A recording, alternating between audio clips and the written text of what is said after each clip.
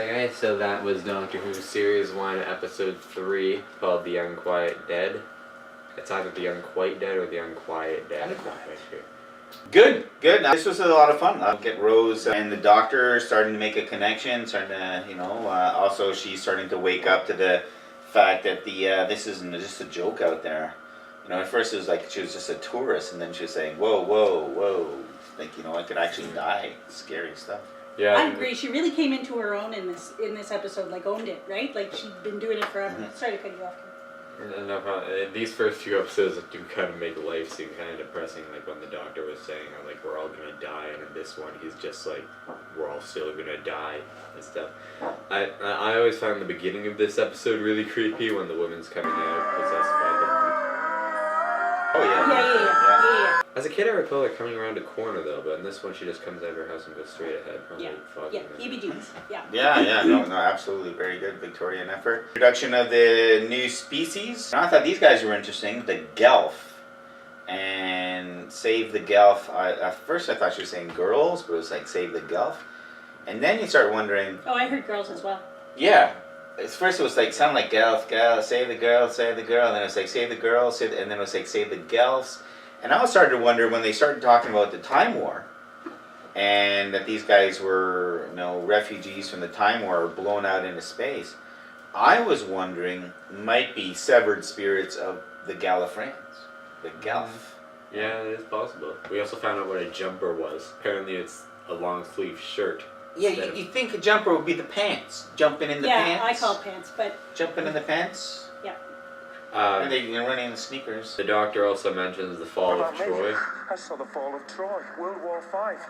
I pushed boxes at the Boston Tea Party. Now I'm going to die in a dungeon. When he's in that dungeon, Yes. which ironically is the story that me and Dad are on in the We're in the classic series, and that is the one we're on right now. Nice. Absolutely. Not to mess up these. None of the episodes in the new series are really classified as historical because it's not like pure historical. But there is still the Gelth in this one. This is really interesting. And again, 1869 England, London, England, especially in Cardiff, they had the Cardiff Monster, and I thought they were going to go with that because they had a great big giant. The Cardiff Giant was set up, and P.T. Barnum started up there, and they had that, that they had a petrified giant, and you look that up on your Wikipedia. That'll be fun. Or source or I thought that's lots of why. things going on in 1869. I thought that's why the Doctor was, when he first landed and he realized he was in Cardiff and he didn't quite have the year and the place right, and when he realized he was in Cardiff, he was really apprehensive, and I thought it was because of that. Yeah, he thought they were going to But he didn't 1860, go there. and then he says, "Oh my God, it's 1869." Yeah. So In Cardiff. In Cardiff, 1869. So I thought he was. Yeah. What's that? On Christmas. Yeah. On Christmas. So something was going on. Hmm.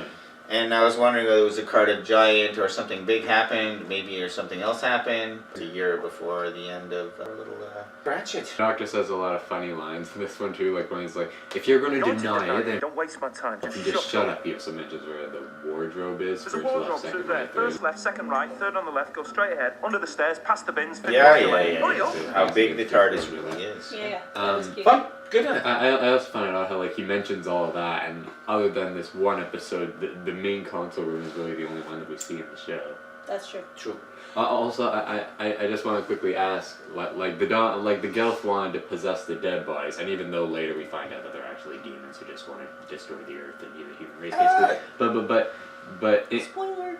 In the beginning, when they did just sound like, we need some bodies, so could you spare us some dead people? And then the Doctor's all for it. I personally would be all for it too. I'm wondering what you guys would think.